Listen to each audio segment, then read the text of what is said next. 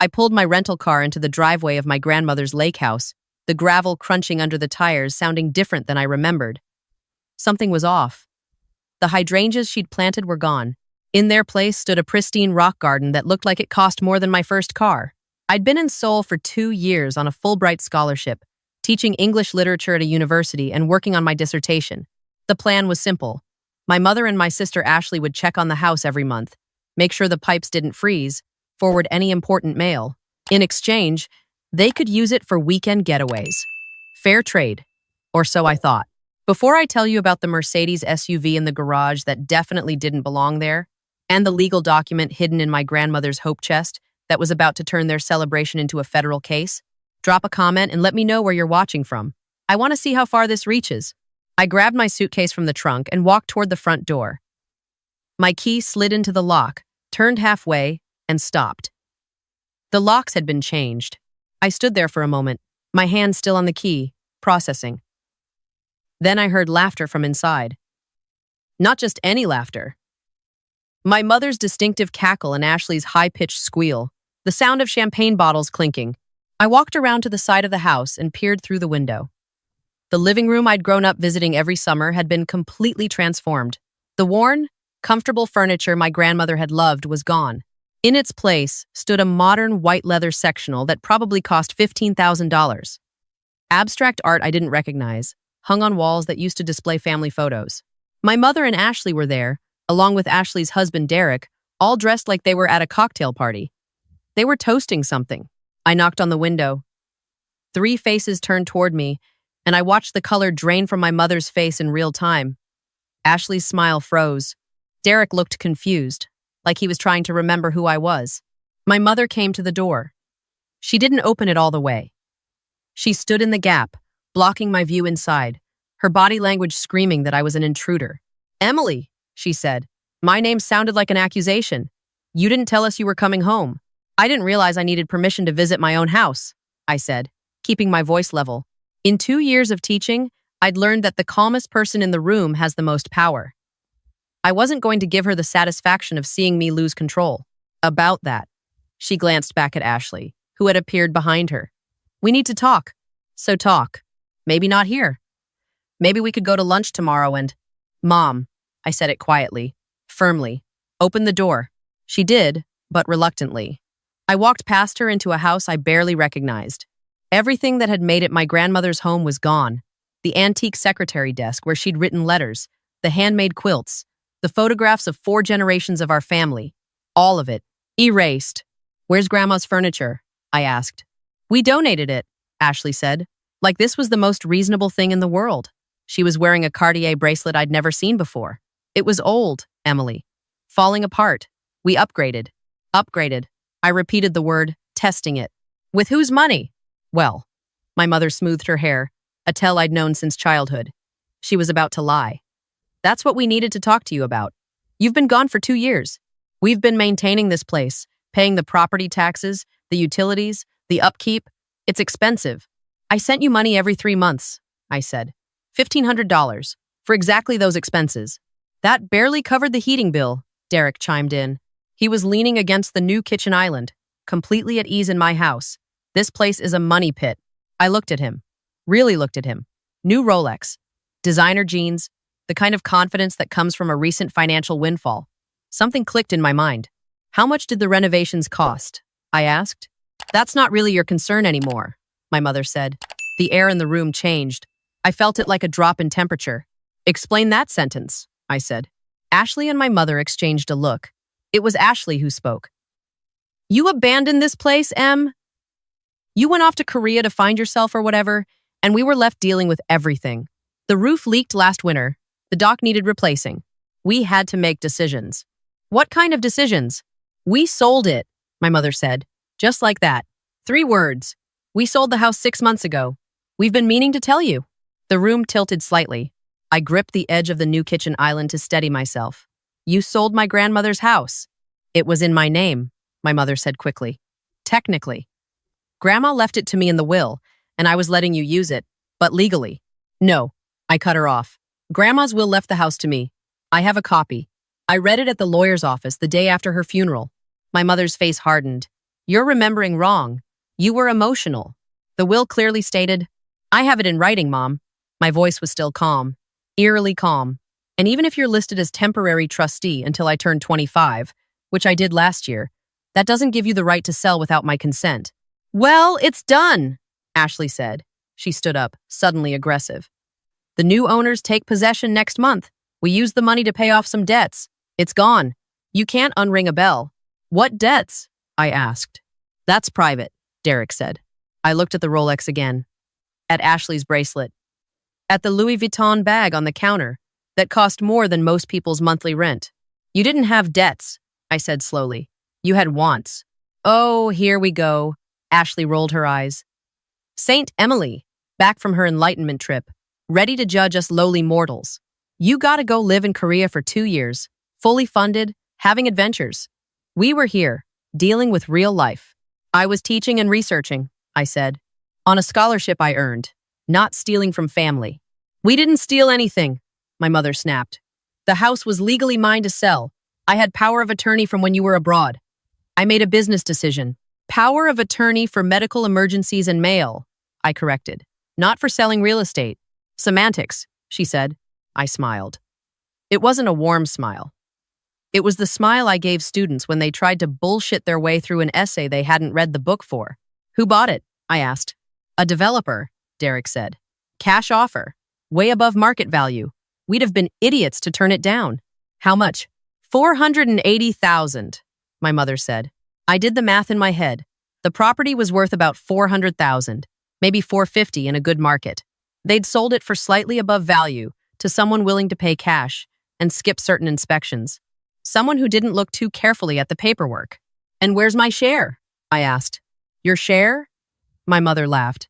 Actually laughed. Emily, we spent over $100,000 in the last 5 years maintaining this place. The roof, the dock, the septic system. You think that money just appeared? We invested in this property. We deserve compensation. So you kept all of it. We kept what we were owed, Ashley said. You should be grateful we didn't send you a bill for the difference. I walked over to the window and looked out at the lake. My grandmother used to sit in this exact spot and read to me when I was little. I remembered her voice, steady and warm, telling me stories about women who survived hard things. Women who were smarter than the people trying to cheat them. When does the developer take possession? I asked, my back still turned. 4 weeks, Derek said. Why? Just curious. I turned around. I'd like to meet them. Get a sense of what they're planning for the property. That's not necessary, my mother said quickly. Too quickly. I think it is, I said. In fact, I think I'll call them right now. What's the name of the development company? The three of them exchanged looks again. This time, I saw panic. Lakeshore Properties, Ashley said finally. But they're busy. They won't take a random call from the actual property owner? I finished. Yeah, I bet that would be an interesting conversation. My mother stood up. Emily, don't make this ugly. The deal is done. The money is spent. If you try to interfere now, you'll just end up looking petty and causing problems for everyone. Problems for everyone, I repeated. Not problems for me, problems for you. What's that supposed to mean? Derek asked. I reached into my bag and pulled out a folder. I'd been carrying it for 2 years, ever since my last trip home right before I left for Korea. I opened it and removed a single document. This, I said, holding it up, is a deed transfer, dated 3 weeks before I left for Seoul, signed by my grandmother's estate lawyer and witnessed by 2 people at the firm. It transfers the lake house from the estate directly into my name, not into a trust with my mother as executor, not into joint ownership, into my sole ownership. I watched my mother's face go white. That's impossible, she whispered. I have the will. I'm named. You're named as temporary trustee until I turn 25, I said, which I did, 13 months ago. At which point, according to this deed, all trusteeship ended and the property became mine, fully and completely. You know what that means? Ashley sat down heavily on the white leather couch. It means, I continued, that 6 months ago, you sold a house you didn't own. You forged my signature, or you convinced the buyer that you had authority you didn't have. Either way, it's fraud. And since you transported that money across state lines, because I'm guessing that developer is based in Chicago or Minneapolis, it's also wire fraud, which is federal. The silence that followed was absolute. Derek broke it. She's bluffing. There's no way she has that document. Why wouldn't she have said something before? Because I trusted them, I said simply. I thought, they're my family. They'll do the right thing. I didn't think I needed to protect myself against my own mother and sister. I looked at my mother. She was staring at the document like it was a snake. You knew, I said quietly. When Grandma died, the lawyer told you about this deed. He told you I'd inherit at 25. You knew, and you sold it anyway because you thought I'd never find out. Or you thought I'd be too scared to do anything about it. Emily, my mother's voice cracked. I'm your mother. We can work this out. We can fix this. How? I asked. You said the money's gone. You spent it. You can't unspend $480,000. We could make payments, Ashley said desperately. We could pay you back over time. We could. You could go to prison, I said. That's what could happen. Because I'm guessing the buyer, this Lakeshore Properties, is going to be very unhappy when they realize the deed they purchased is worthless. They're going to want their money back. And when you can't give it to them, they're going to sue. And then they're going to find out about this. I held up the deed. And then they're going to call the FBI. You wouldn't, my mother said. But her voice had no conviction. Try me, I said. My phone rang. I looked at the screen. Unknown number with a 312 area code. Chicago. Interesting timing, I said. I answered. Hello? Is this Emily Morrison? A man's voice. Professional. Clipped. Speaking. This is James Chen from Lakeshore Properties. I'm calling because we've encountered a significant issue with the property transfer for 1247 Clearwater Drive. Our title insurance company has flagged the deed as potentially fraudulent. We need to speak with you immediately. I looked at my mother. She was gripping the arm of the couch so hard her knuckles were white. I'd be happy to speak with you, I said into the phone. In fact, I have some information that might be very relevant to your situation. When would you like to meet? As soon as possible. We have a team of lawyers reviewing the documents right now. I can be at your office tomorrow morning. 9 a.m.? We'll be ready. I hung up. The room was so quiet I could hear the clock ticking in the kitchen. What did you do? Ashley whispered. I didn't do anything, I said. You did. You forged documents, committed fraud, and sold property you didn't own. I'm just the person who's going to make sure you face consequences. We're your family, my mother said. Her voice was different now, smaller. How can you do this to your own family? I laughed. I couldn't help it. You're asking me that? You stole my inheritance. You sold my grandmother's house. You spent the money on jewelry and cars and God knows what else. And you're asking me how I can do this to you? We needed the money, Ashley said. She was crying now, real tears. Derek lost his job. We were going to lose our house. We were desperate. So you stole mine, I said. Instead of asking me for help, instead of being honest, you stole from me and you thought you'd get away with it because I was thousands of miles away and you didn't think I was paying attention. What do you want? Derek asked. His voice was flat, defeated. You want us to beg? Fine. We're begging. Don't turn us in. We'll figure out how to pay back the developer. We'll make this right. With what money? I asked. You just said you were about to lose your house. Where are you going to get $480,000? We'll take out loans. We'll sell our cars. You'll go to prison, I said. That's what's going to happen. Because Lakeshore Properties is going to press charges. And when they do, I'm going to testify. I'm going to show them this deed. I'm going to explain exactly what you did. My mother stood up. You self-righteous little bitch. You think you're so much better than us? You with your scholarship and your fancy research. You have no idea what it's like to actually struggle. You're right, I said. I don't know what it's like to steal from my own daughter and feel entitled to it. She moved toward me, and for a second, I thought she might actually hit me. But she stopped, because she saw something in my face. The same thing my students saw when they pushed too far. The line they couldn't cross. Get out of my house, I said quietly. This is my house, she spat. No, it's not. It never was. And you're about to find that out in the most expensive way possible. I pulled out my phone again and dialed 911. What are you doing? Ashley shrieked. I'm reporting a crime in progress, I said. Breaking and entering. You changed the locks on my property without my permission. You're trespassing. You can't be serious, Derek said. The dispatcher answered. 911. What's your emergency? I'd like to report a break-in at 1247 Clearwater Drive, I said calmly. 3 people have illegally changed the locks on my property and are currently inside. I have documentation proving ownership. I'd like them removed and arrested for trespassing and fraud. I gave her the details. The whole time, I kept my eyes on my mother. She was staring at me like she'd never seen me before. Officers are on their way, the dispatcher said. I thanked her and hung up. You'll regret this, my mother said, but her voice shook. No, I said. I really won't. The police arrived 12 minutes later. 2 officers. I showed them my deed. I showed them the will. I explained the situation calmly, thoroughly, with dates and documentation. They looked at my mother's paperwork. They made phone calls. They conferred with someone at the station. And then they arrested her. Not just her. Ashley and Derek, too. Fraud, forgery, grand larceny. The list kept growing as the officers talked to their supervisor. My mother started crying as they put the handcuffs on. Please, Emily. Please don't do this. I'm your mother. You stopped being my mother when you decided to steal from me, I said.